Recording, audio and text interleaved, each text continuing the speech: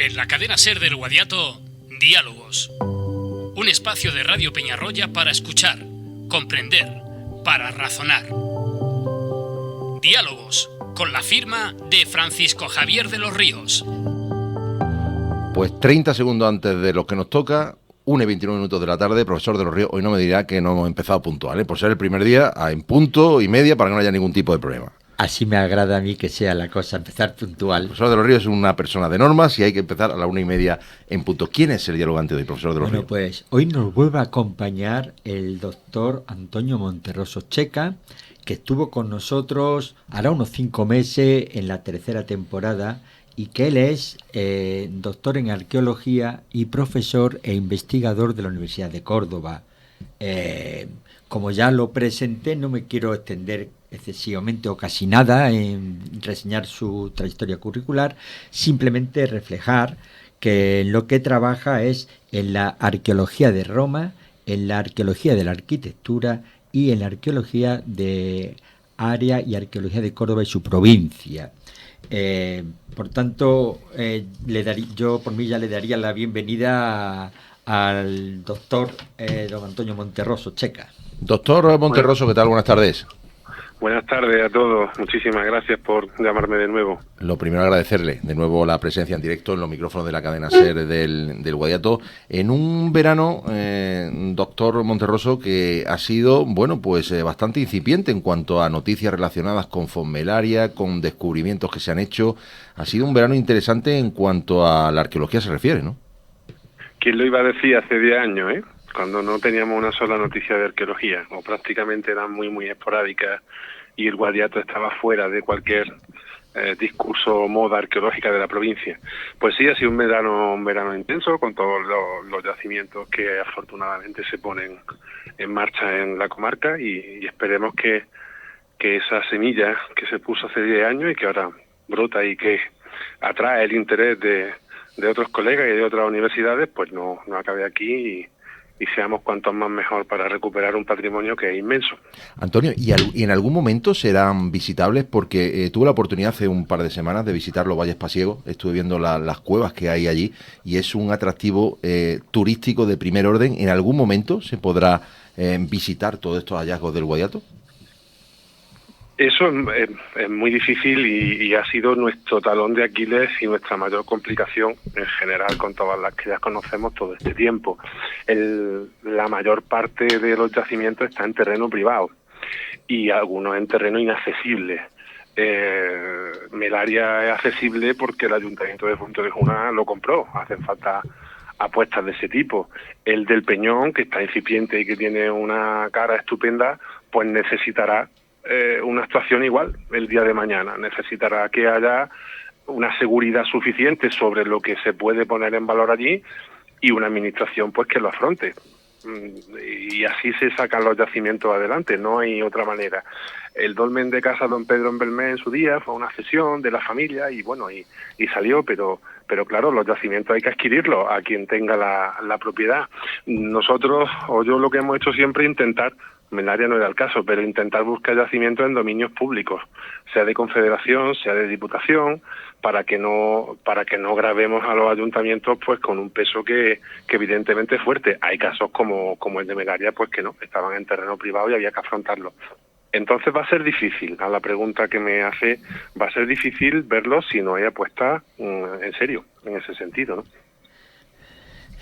Buenas tardes, doctor Monterroso. Hola, Javier. Como le dije también en el año pasado, temporada pasada, para mí es un auténtico honor poder dialogar contigo y Sí. te quiero dar de nuevo las gracias por la amabilidad para hacer seguir creciendo este programa que, bueno, como ha dicho al principio el director Juan Luis, es la cuarta temporada. ¿Quién iba a decir que iba a tener tanta longevidad? Y bueno, y creo que tiene buenos visos de seguir adelante. Yo me alegro mucho. Yo en esta ocasión me quiero centrar principalmente, aunque no será lo único, en que nos hable de las distintas etapas arqueológicas que hay en el Guadiato, tan ahora puestas de moda.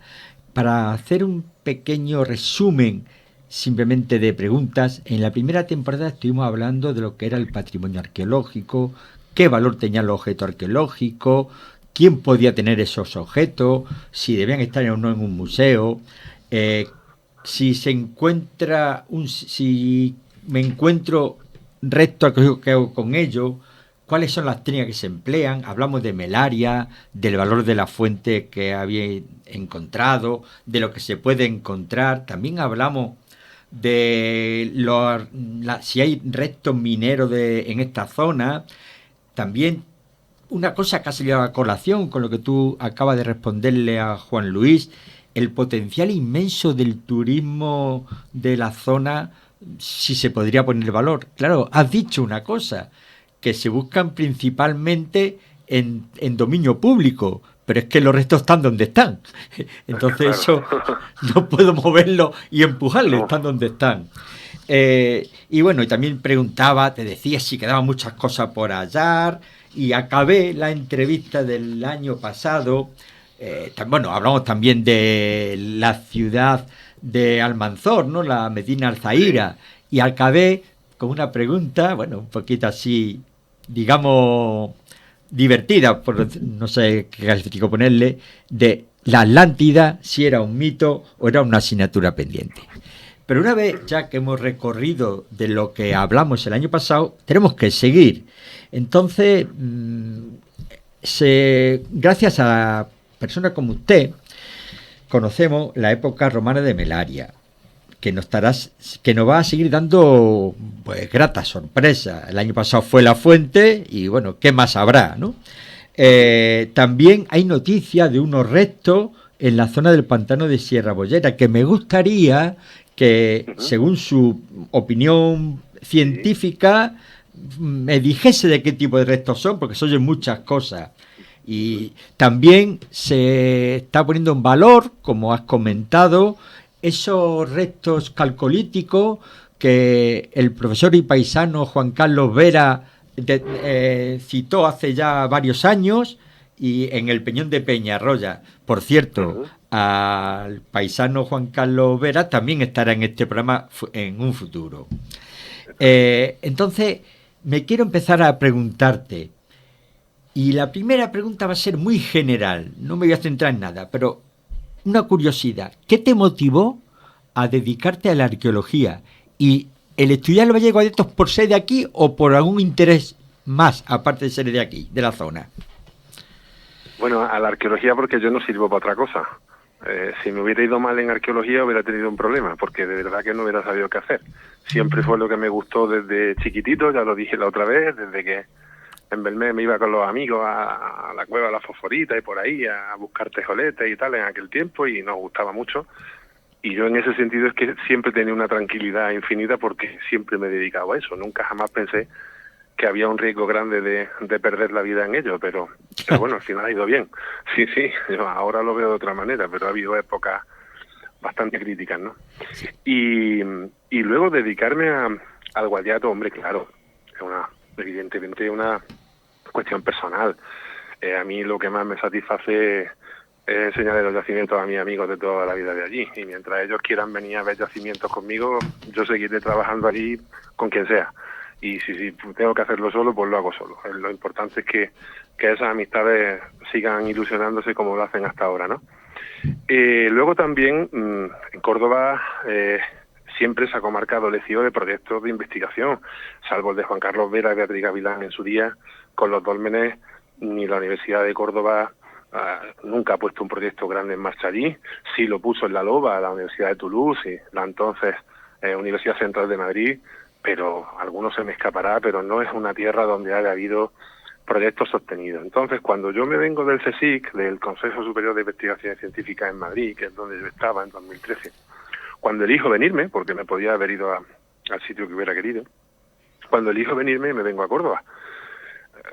Yo no soy el mismo porque he estado 13 años fuera, entonces realmente no es una vuelta sino una venida, ¿no?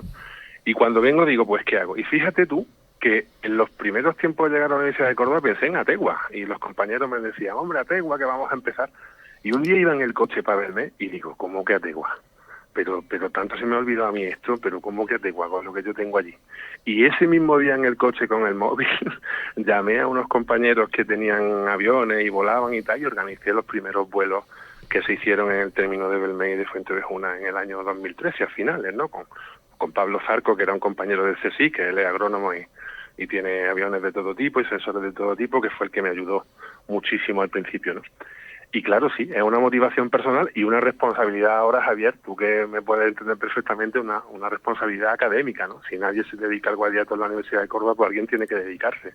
Y evidentemente pues me tengo que dedicar yo. Eso está más claro que el agua. Y feliz, muy feliz desde que empezamos aquello, van casi 10 años y feliz y dichoso de haber tomado aquella decisión de cambiar el proyecto en Roma que tenía por un proyecto en mi tierra, como el que dice, aunque históricamente y curricularmente no me valga lo mismo, pero sentimentalmente me vale muchísimo más, evidentemente, ¿no? Doctor Monterroso, una cuestión, y lo ha comentado usted, la apuesta de la Universidad de Córdoba nunca ha sido demasiado importante en el Guadiato, han tenido que venir universidades de fuera para poner en valor zonas del Guadiato, pero históricamente ha sido una zona, por aquí pasa la vía que unía Córdoba con Emerita Augusta, tenemos Fonmelaria, tenemos, históricamente sabemos que hay un montón de sitios que son interesantes para estudiar, pero sin embargo no se han estudiado. ¿Por qué? En la Universidad de Córdoba estamos 6 profesores nada más. El área de arqueología es muy pequeñita, el área de prehistoria me parece que tienen 3. Universidades de Granada, de Sevilla, de Alicante, de Zaragoza, de Madrid, como en el caso, pues evidentemente tienen plantillas de 50 profesores en los departamentos de prehistoria y arqueología. Y es bueno que vengan universidades de fuera. Desde Córdoba hacemos lo que podemos porque es nuestra responsabilidad, es decir, la tercera misión de la universidad, que es la responsabilidad social con su entorno, es a la Universidad de Córdoba la que nos toca, pero evidentemente somos muy, muy limitados. Y desde ese punto de vista empezamos a hacer las cosas allí, a decir que había un potencial muy grande con la vía, con los filones mineros, desde el calcolítico, y fue desde esa perspectiva como empezamos, ¿no? Que otras universidades se sumen, siempre es bueno. Yo, de hecho, ha habido intentos incluso de que la Universidad de Hamburgo viniera. Son con amigos míos, conocen todo el dossier de yacimientos que tenemos y hay algunos compañeros de otras universidades que me han dicho, oye, Antonio, vamos, y ojalá vengan. Y yo hago el esfuerzo porque otras universidades vengan. Eso siempre es bueno porque nosotros no vamos a poder con todo y evidentemente mientras más mejor. Lo que pasa es que hay que venir coordinado. Lo que no se puede venir es cada uno por su parte y pegando los tiros que uno quiere. Hay que venir coordinados porque la arqueología tiene una repercusión social muy fuerte y porque implicamos a instituciones, implicamos a ayuntamientos, a ciudadanos, a museos, a colectivos.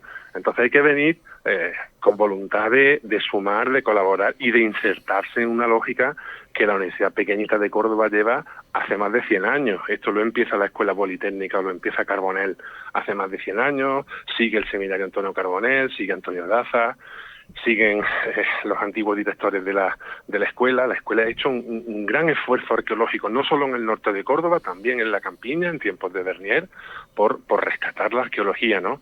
Luego, la escuela de Belmé es más antigua que la Universidad de Córdoba tal y cual está ahora, ¿no? Cuando ya se convierte en universidad y se agrega, pues todo esto sigue allí. Está Juan Carlos Vera, los proyectos de los años 80, 90 con los dólmenes, cuando ellos actuaban. Antonio Daza siguió en los años 90 con el Museo de Belmez y con restos de Sierra Bollera de todo el término, y ahora hemos llegado nosotros. O sea que son 100 años de una tradición sostenida, pequeñita pero sostenida. Pues claro, el nudo está ahí y quien venga de fuera pues tiene la libertad absoluta, evidentemente, de trabajar donde guste, pero lo lógico es hacerlo sumando, ¿no? Sí, bueno, has comentado, y yo también al principio, que hablamos de varias etapas muy interesantes de arqueología en esta zona. Ahora mismo has comentado los dólmenes, también se habla de la edad del cobre, el calcolítico en el Peñón, de Melaria, la parte romana, pero ¿de cuántas épocas distintas podemos hablar a nivel arqueológico aquí por el Guadiato? Ahí están todas, Javier. Están todas las etapas prehistóricas, protohistóricas e históricas, digámoslo así, que hay en cualquier sitio, con una potencia grande en todo lo que compete con la explotación minera. Es decir, no hay grandes ciudades romanas, urbanísticas, ni ópidas, protohistóricos, ni nada de esto, pero hay un poblamiento y hay una servidumbre respecto de los filones mineros que genera una arquitectura, un poblamiento, una cerámica de muchísima, muchísima calidad. Los dólmenes famosos, los sepulcros megalíticos de todo el Guadiato, están allí porque evidentemente había una producción del cobre y una industrialización muy, muy fuerte, pues desde el quinto milenio antes, si me apuras, que es la primera fecha del dolmen de Belmez, sobre todo desde el tercer milenio, pongamos 3000, 2500 antes de Cristo. Es la primera gran articulación paisajística del territorio, el primer gran aprovechamiento del río como cauce de trasiego de mercancías y el primer gran esfuerzo de apropiación y de explotación de los filones de cobre en aquel momento, que genera unos poblados amurallados extraordinarios, como el caso del Peñón, pero repito, como el Peñón es quizá el más grande y el más espectacular paisajísticamente, pero que recintos amurallados de época calcolítica nosotros tenemos 20, por lo menos, en todo el Guadiato. Es decir, ahí se generó una primera gran industria que generó un primer gran poblamiento, que generó unos grandísimos sepulcros megalíticos, cerámica y todo lo que conlleva, y que evidentemente conectó no solo con el Guadalquivir, sino con el norte del territorio nacional, y hacia el norte de Europa había vías de colaboración y de salida del mineral.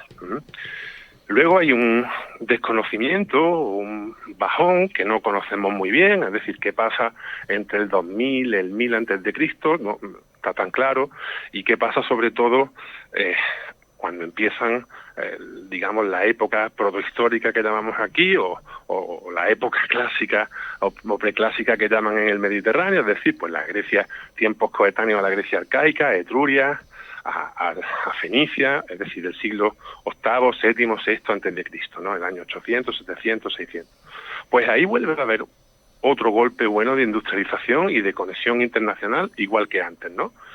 No conocemos tantos yacimientos de época orientalizante o de primera edad del hierro, es decir, siglo VII, VI antes de Cristo, pero bueno, el de Sierra Bollera que empezamos a excavar nosotros es una muestra extraordinaria de una nueva conexión con las vías de comunicación, una nueva apropiación de los filones y sobre todo la constatación por parte de José María Blasque y Claude Dommer en su tiempo de una nueva explotación o la primera gran explotación de la mina de la Loba en Fuenteovejuna, asociada a los cerros de los Castillejos, donde en teoría tiene que estar el poblamiento, ¿no? El río vuelve a servir de mercancía, todo eso vuelve a fluir, productos acaban viniendo, se crea una arquitectura completamente exógena y nueva en relación a las cabañas y a las chozas tradicionales que había allí, y lo natural de la comarca es que todos esos productos vuelvan a salir y productos de todo tipo vuelvan a llegar. Luego hay otro bajón, siglo IV, III antes de Cristo, prácticamente desaparecen los yacimientos, no somos capaces de localizarlos, y cuando Roma se vuelve a empadronar de las minas, después de las campañas contra los púnicos, siglo III, II antes de Cristo, después de la fundación de Córdoba, en torno a lo de la apropiación del antiguo poblado de Córdoba en torno al año 200, pongamos así, vuelve a empadronarse de las minas. Los textos antiguos dicen que todo se llena de itálicos, que se acaban apropiando de esos filones, y vuelve a remozarse y vuelve a retomarse lo mismo que había pasado en el Calcolítico y había pasado en época tartésica, digámoslo así, en la protohistoria, ¿no?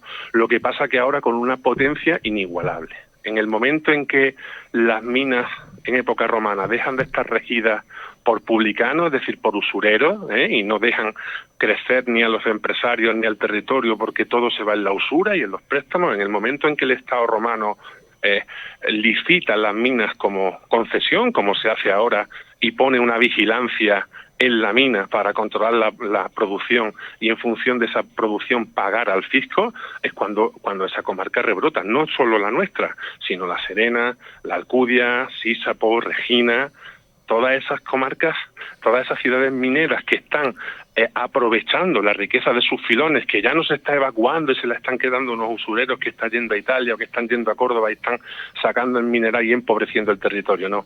Ahora se está enriqueciendo el territorio, es cuando Melaria se duplica, Regina se duplica, Sísapo se duplica, el Guijo se duplica, es decir, se construyen nuevas ciudades al lado de los viejos núcleos túrdulos o de herencia tartésica, y cuando en el siglo I y II después de Cristo, época de Trajano, fundamentalmente, Domiciano, Trajano, Adriano, la exportación de metal y de mineral del Alto Guadiato a Roma y al Mediterráneo es espectacular a nivel industrial. Es decir, nuestra tierra exportaba lingotes, ese es su germen y su gen, y esto es lo que intentamos recuperar. Es decir, que todo ese trabajo Todo ese trabajo estaba pensado para exportarlo al Mediterráneo. Claro, esto te da una apertura enorme.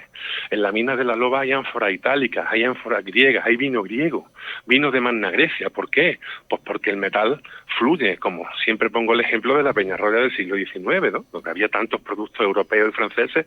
¿Por qué? Pues porque el mineral tiene un camino de salida y tiene un camino de vuelta. Y en ese camino de vuelta, de los barcos que iban por el Mediterráneo, pues a Melaria y el Guadiato en época romana llegaban muchas cosas de todo el Mediterráneo. Entonces, el potencial histórico es enorme. Luego ya caemos, época tardoantigua, época visigoda, pues nos pasa lo mismo, tenemos un vacío fuerte, aunque conocemos sitios, pero tenemos un vacío fuerte de una planificación general de la comarca. Parece mentira que el mundo andalusí, al andaluz, no haya sido, salvo los estudios de Ricardo Córdoba de la Llave, profesor de la Universidad de Córdoba, y de Alejandro Conejo, que sí se preocuparon de ver qué pasaba en el siglo IX, en el siglo X, en el siglo XI. Pues tenemos 12 recintos o pequeñas ciudades fortificadas, desde Córdoba hasta Los Blasques, de época andalusí, que están cosiendo una cremallera en el Guadiato en ambos márgenes para defender la capital de Al-Ándalus, que está al lado, ¿no? Y sin embargo eso pasa desapercibido de nuestro imaginario. Allí nadie habla de Al-Ándalus, ni hay un bar que se llame Al-Ándalus, ni nadie te dice, oye, pues el Guadiato en época andalusí. Pues el Hoyo tenía una fortificación andalusí espectacular.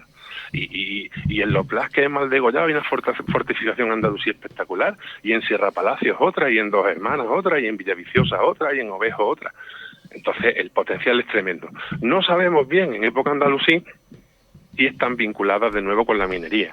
Deben estarlo, porque Medina Zahara está detrás de la sierra y evidentemente todos esos filones tienen que seguir funcionando. Pero bueno, no tenemos un nivel de estudio tan grande como en época romana. Todo eso está allí y todo eso se genera o cristaliza en una carta arqueológica que tenemos en la Universidad de Córdoba, que tiene más de 200 y pico yacimientos nuevos, desde Córdoba hasta Fuenteovejuna, de todas estas épocas, ¿no? Entonces el potencial de Guadiato es fortísimo por una cuestión bien sencilla, porque es el sitio de todo el Mediterráneo, junto con Huelva, con la Sierra Norte de Sevilla, con Jaén, con todo Sierra Morena y con Cartagena, que más y mejores metales tenía del mundo antiguo. Así de claro. El gran dorado del mundo antiguo, que es lo que dice Claude Domergue en su libro, el gran dorado del mundo antiguo es Sierra Morena Central, absolutamente. Y eso es lo que baña de metales, si nos remontamos a la Biblia o a los tiempos tartésicos, esas famosas naves de Tarsis que llegaban de oro, cargadas de oro, y que citan los libros bíblicos, ¿no? Entonces, claro, el potencial es enorme. Lo que pasa es que está bajo un manto serrano impenetrable, en un territorio muy agreste y, por desgracia, abandonado de la mano de Dios en cuanto a proyectos e inversiones se refiere, como bien sabemos, ¿no? La verdad, Antonio, que nos ha quedado, por lo menos a mí yo me he quedado sin palabras. Sin palabras, ¿no? Estaba escuchando lentamente. Una auténtica lección magistral perfecta. Y a colación con lo que has dicho que hay ya cerca de, no sé si entendió, 200 registros que puede haber entre Fuenteovejuna y Córdoba, te iba a hacer una pregunta y creo que me la has respondido sobre la marcha. La empresa Peñarroya tenía minas secundarias que iban prácticamente al lado de lo que era la vía del tren para, bueno, no eran grandes explotaciones. Entonces, ¿hay algo parecido entre Fuenteovejuna, si era el centro neurálgico, digamos, de la minería en la época romana, entre Fuenteovejuna y Córdoba? ¿Habrá muchos pequeños minas explotadas por los romanos? Mira, dentro de 15 días o 20 días se publicará un estudio donde te daremos respuesta a todo esto y será contundente respecto al potencial de nuestra historia. Está aceptado y está en producción y pronto lo tendremos. El gran centro de minería es la Sierra de los Santos, desde Fuenteovejuna hasta Córdoba, es decir, todo lo que es las aldeas, pero luego hasta Puente Nuevo, aunque va cambiando de nombre la sierra, pero bueno, toda la filera, toda la cadena montañosa que desde las ermitas de Córdoba llega hasta Badajoz también en La Serena. Es el gran centro de explotación de galena argentífera fundamentalmente, que es lo que interesa. También hay pequeñas cantidades de oro nativo, pero fundamentalmente interesa el plomo y interesa la plata. Y ahí sabemos de el precedente o el primer nombre de la primera empresa concesionaria de minas en el Alto Guadiato, que se llama Soquietas Sisaponensis. decir, la sociedad de Sísapo. Sísapo en un primer momento es la bienvenida, Sísapo es la bienvenida en Almadén, de ahí toma el nombre esta empresa, pero realmente su sede, su capital social está en Córdoba. A esa empresa Roma le concede la explotación de todos esos montes.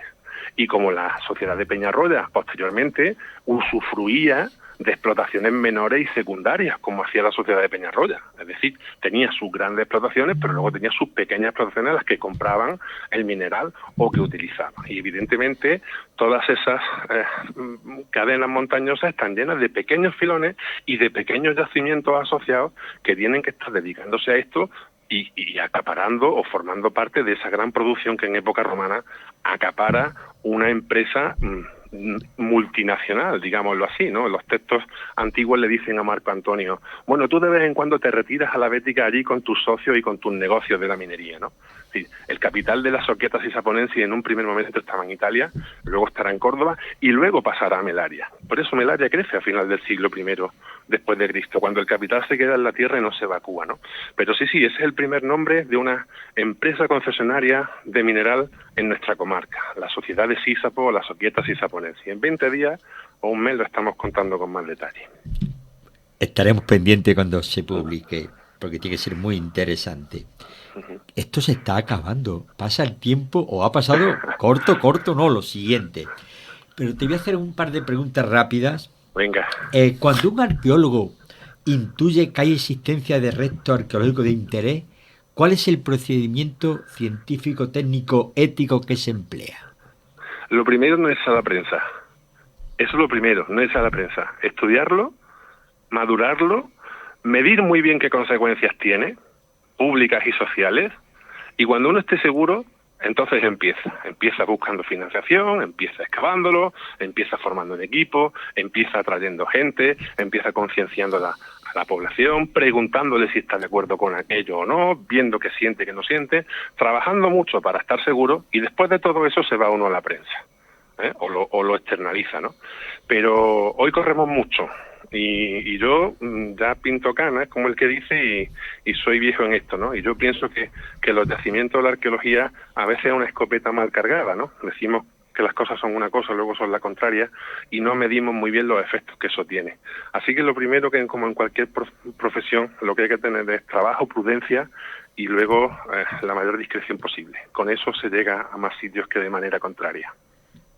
Es evidente que en los últimos tiempos la arqueología ha dejado de ser ya casi las películas de Indiana Jones, de que estaba el arqueólogo ahí con un poquito buscando restos. Ahora mismo se va todo mucho ya a sitios concretos porque se ha hecho unos bombardeos con láser previo.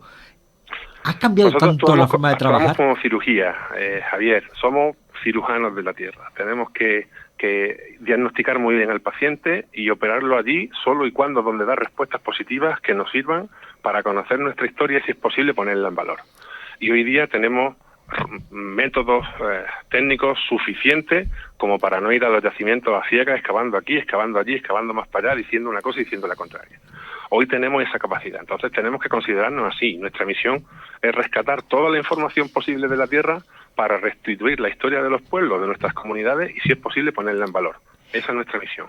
Y cuando ya hay indicio de que hay un yacimiento arqueológico, ¿quién hace la primera excavación? ¿Son los propios arqueólogos o son gente que trabaja, llamémosles peones, que van haciendo el trabajo previo? ¿Y en qué momento empezaría el arqueólogo a trabajar? Hay de todo. Hay quien excava con estudiantes, con voluntarios, hay quien, como nosotros, excavamos con operarios y solo para los momentos donde se aprende sumamos a los estudiantes. En ese sentido depende también muy bien de la modalidad de la excavación, pues si está inserta en un curso de verano, si está pensada para una rehabilitación, si es que pasa una carretera y hay que excavarla rápido, pues depende de ello, pero manualmente lo normal es que las hagan operarios apoyados por arqueólogos. Las primeras picadas o las maneras de picar, esa la hacemos nosotros. Tenemos que, para enseñar a un operario, esto no es coger el pico y ponerme como si estoy quitando escombros, no es lo mismo. Entonces nosotros enseñamos manualmente a los operarios hasta que le cogen el tranquillo. Eso lo hacemos nosotros, claro. Antonio, Ha sido un auténtico placer, no he quedado sin tiempo. Muchas gracias. Bueno, Pues agradecer al doctor. Gracias a los dos. Al doctor Monterroso la presencia en directo en los micrófonos de la cadena SER. Gracias, Antonio. Llegamos a las 2 de la tarde. Gracias, profesor de los Ríos. Gracias, nuestro amigo Pablo Aute. Emilio Ábalos estuvo en el control de sonido. Llegamos a las 2 de la tarde y nos vamos a quedar en compañía de los servicios informativos de la cadena SER. Mañana nosotros vamos a volver a la misma hora, a las 12:30, en Hoy por Hoy Guadiato. No me falten a la cita, 2 de la tarde informativos en la cadena SER.